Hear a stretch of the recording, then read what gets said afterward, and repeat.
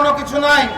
কথাবার্তা পরিষ্কার করে বলতে চাই, জুলাই গণঅভ্যুত্থানে হাজারো শহীদের রক্তের বিনিময়ে যে নতুন বাংলাদেশ আমরা পেয়েছি, সেই জুলাই সনদের আইনি ভিত্তি না দেওয়ার জন্য এবং জুলাই সনদ কিভাবে বাস্তবায়ন হবে সেটার পরিকল্পনাহীনভাবে যে জুলাই সনদ উপস্থাপন করা হচ্ছে, তাকে আমরা তীব্র নিন্দা এবং প্রত্যাখ্যান করছি।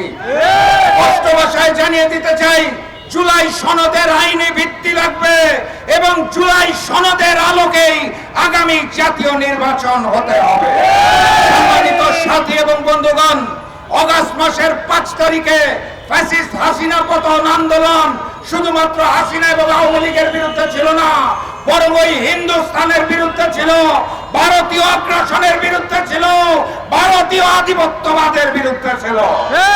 এই নতুন বাংলাদেশে আমরা নতুন করে আর কোন ভারতীয় চক্রান্ত দেখতে চাই না এবং মেনে নেব না ইনশাআল্লাহ।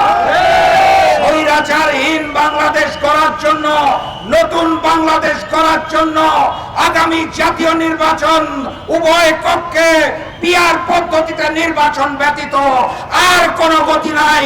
অতএব উভয় কক্ষে পিআর পদ্ধতিতে নির্বাচন হতে হবে। আমরা জাতীয় নির্বাচনের কালো টাকার ব্যবহার দেখতে চাই না, পেশি শক্তির ব্যবহার দেখতে চাই না, নমিনেশন বাণিজ্য দেখতে চাই না।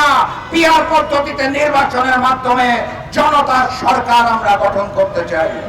সংগ্রামী সাথী এবং বন্ধুগণ, অন্তর্বর্তী সরকারকে স্পষ্ট ভাষায় বলতে চাই, ফ্যাসিস্ট শেখ হাসিনাকে ফিরিয়ে আনার ব্যাপারে আপনাদের কোনো জোরালো ভূমিকা আমরা দেখতে পাচ্ছি না।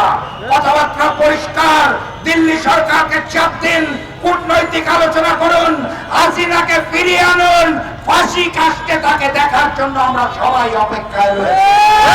একই সাথে সাথে আওয়ামী লীগ, জাতীয় পার্টি, 14 দলীয় জোটের গণহত্যাকারী দোষর যারা ছিল, সকলের অপরাজনীতি বাংলাদেশ থেকে চিরতরে নিষিদ্ধ ঘোষণা করতে হবে। আমরা ভারতীয় প্রভাব মুক্ত নির্বাচন চাই, লেভেল প্লেইং ফিল্ড চাই।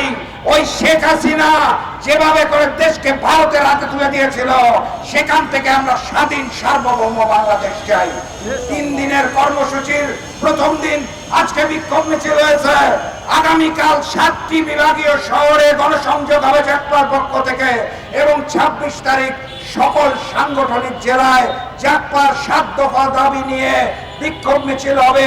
সারা দেশব্যাপীকে নতুন বাংলাদেশ গড়ার আন্দোলনে আমন্ত্রণ জানিয়ে ভারতীয় প্রভাব মুক্ত নির্বাচন এবং বাংলাদেশ গড়ার লক্ষ্যে রাজপথে নেমে আসার আহ্বান জানিয়ে আমি আজকের মতো বিদায় নিচ্ছি।